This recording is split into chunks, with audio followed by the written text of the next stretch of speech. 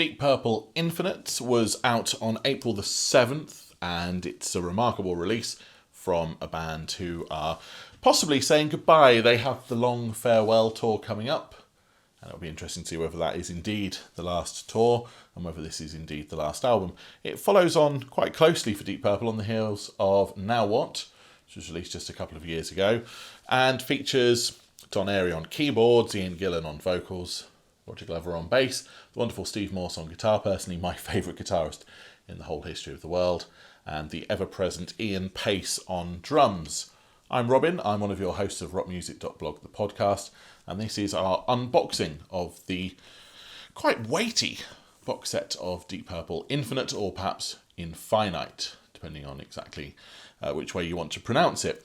As you can see, the box has been sourced from Europe and comes with one of these.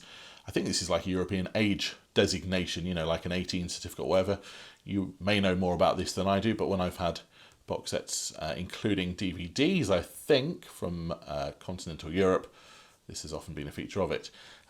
What we see here is the suggestion that the album is either inFinite or inFinite, and we have this icebreaker coming through the ice and forming a D and a P for Deep Purple, rather nattily. We've had a lot of promo material from the band where they've all been shot as if they were doing some kind of Arctic or Antarctic exhibition. I suppose Arctic is more likely of the two, dressed up in snow gear and with huskies and sleds and all the rest of it. The theme continues with this actually very beautiful cover art. So let's get into the actual box set itself and see what there is to reveal.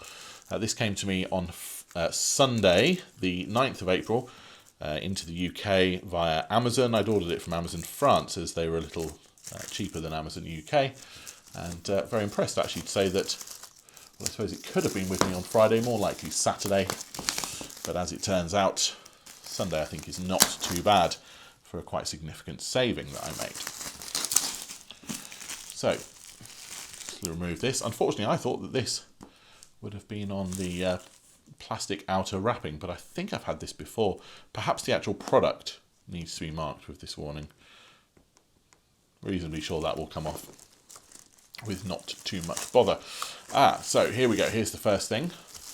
On the back we have a rather lovely piece of paper explaining what is included, but it's actually just slightly tacked or glued onto the middle there.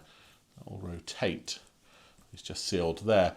So it shows us the contents, which we'll get to in just a bit. But anyway, I suppose this will be like when you get a magazine and it has a CD or something attached to the front, and they use that glue, which kind of... I'm just going to try and peel it off and see. Yeah, there we go. So it's just one of those sort of bits of glue which sort of comes away like that and isn't really much of anything in the end. So I suppose on balance I think I'd probably prefer that we have this nice logo here, continuation of the picture, rather than just the contents of the box set itself. So yeah, I think we'll take that as being a good thing. Just going to get rid of the plastic wrapping. So we see the I'll do some close-ups of these in a while as well, and you can see into it. But here we have the box set. I'm actually very excited to be opening this. I've kind of avoided listening to as much of the album as I can. I wanted to wait until the box set had actually turned up itself. Whether that's a good idea or a bad idea, who's to say? So we open it up, and we can see inside a t-shirt. I'm quite large. That's never going to fit me in a million years. But here we have, I think it's nice. So it's a repeat of the logo from the front. So we have a t-shirt, which says inFinite on it and has the logo. Anything on the back? No, nothing on the back. And I think the size is just large. Yeah, so it's just a large. Several sizes too small for me. But, you know, there we go. So what have we got here? This is... I think this is the CD and the DVD part. So we've got track 1, Time for Bedlam, track 2, Hip Boots, All I Got Is You, track 3. So Time for Bedlam and All I Got Is You were previously available as the singles. One Night in Vegas, Get Me Out of Here, The Surprising Johnny's Band, On Top of the World, Birds of Prey, and Roadhouse Blues. It says produced by Bob Ezrin. We have a repeat of the logo that they're using. And then bonus DVD, 90 minutes from Here to Infinite, which I think is perhaps the DVD, or the documentary rather, which has been shown particularly in Germany. And they've been showing that a lot, I think, there, and was shown in cinemas. This is the front of the icebreaker. I'll do some close-ups on that. Often the way. Here we find one of the discs has come loose. Is that broken? No, perhaps it just wasn't seated very well. So this is the DVD, which again contains the same rating mark as the front of the box. So I suspect that's the theme there. And this would be the CD. So propeller and don't know what that is. Some kind of hatch perhaps. So underneath we're seeing, yes. Now this is a piece of artwork that I had seen somewhere.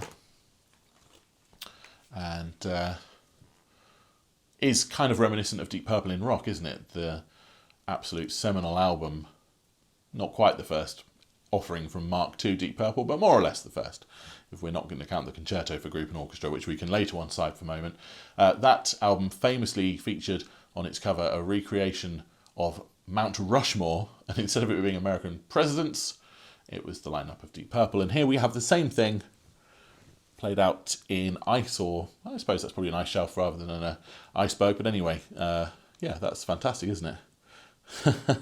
Really like that. We have Ian Pace wearing his glasses on the left, and then Don Airey and Roger Glover. Looks a bit like a native Indian there.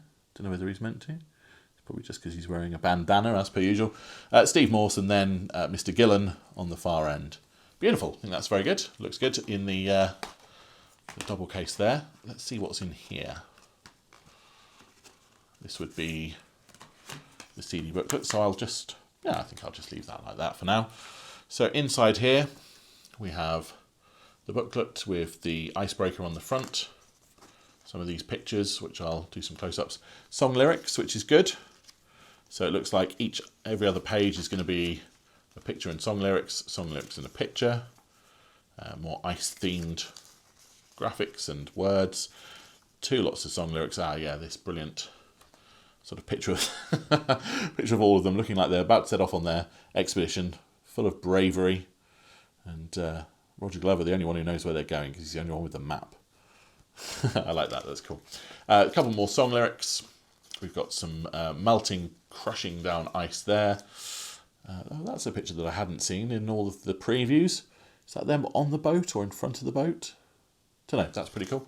And some more song lyrics. Then we've got the thank yous, which I always like to read. It tells us who's in Deep Purple, who wrote the songs. All songs written by Don Airey, Ian Gillan, Roger Glover, Ian Pace, Steve Morse and Bob Ezrin. Except number 10. Because they have taken to doing covers recently. One per album, more or less. Track 10, Jim Morrison, John Paul Densmore, Raymond Manzarek and Robert Krieger. And track 10, if you're a fan of the Doors, you'd have spotted this long before I did. Roadhouse Blues is your Doors song. What else we got there? Just the publishing information, who produced it, who engineered it, where they did it. A bit of additional recording. Additional keyboards, backing vocals and percussion by Bob Ezrin. There we go, he gets himself on the album as well. Then we have the artist endorsements, who uses what and who the management are, who took the pictures and who did the artwork. Then the thanks, some of whom are the whole band and some are individual. From Here to Infinite. Narrated by Rick Wakeman, so that's the documentary. So we should look forward to watching the DVD. So that's the album and the DVD. So setting the DVD and the CD to one side for a moment, we'll find ourselves a little sticker of the logo that they're using. That's cool. It's not big, but it's not too tiny. That's pretty nice. This is a fold-out poster, which is going to be a reasonable size, I think, when that's folded out. Yeah, that's nice. I like that.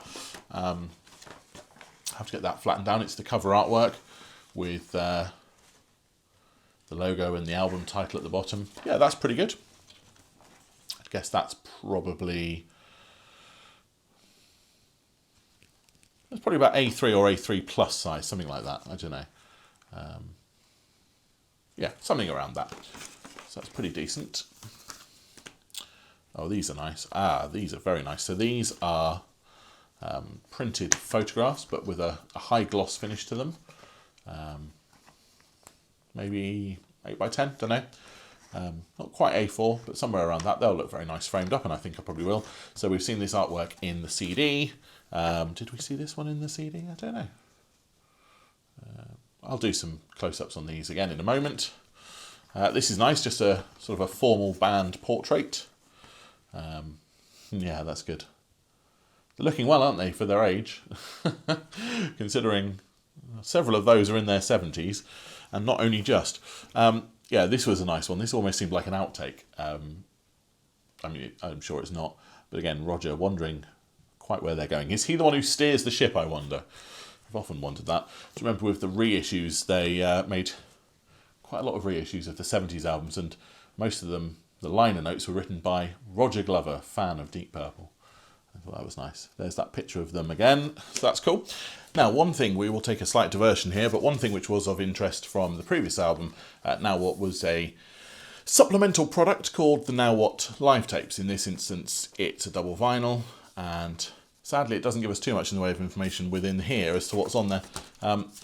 They're tracks from European dates.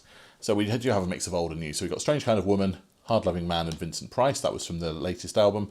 Contact Lost is one of the brilliant Steve Moore solos. All the Time in the World is from Now What, and No One Came is from Fireball.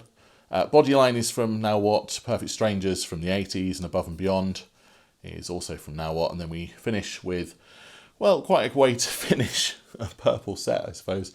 Lazy, Black Knight and Smoke on the Water. So that was the Now What live tapes, which were really good.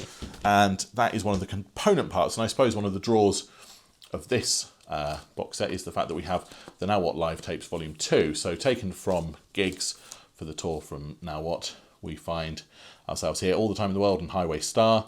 Strange Kind of Woman and Space Trucking, recorded live in 2013 during the Now What World Tour, 100% live. 100% previously unreleased. And it does give us dates. So this tells us that some are recorded in Denmark, one in London, one in Rome. And what is particularly nice about this is we have beautiful coloured vinyl. Who doesn't love a bit of coloured vinyl? There we go. Stuart will be salivating over that. What's colour? Are they all going to be blue? Oh, no, they're not all going to be blue. So this one is a nice kind of white-ish stroke clear-ish vinyl. So this one has, oh look, it's all the same logo but just done in different ways. Sort of different geographical features behind. That's nice, I like that. So this is Green Onions and Hush, with a new mix for 2017. It says Contact Lost, Uncommon Man and Well Dressed Guitar are the second side of that. And the third and final one, so we've had blue vinyl, we've had sort of clear or white. I guess this is going to be red. No, a solid white vinyl for this one, which looks pretty good, doesn't it? And on here we have Après-Vu and Into the Fire, and the B-side is Just the Mule.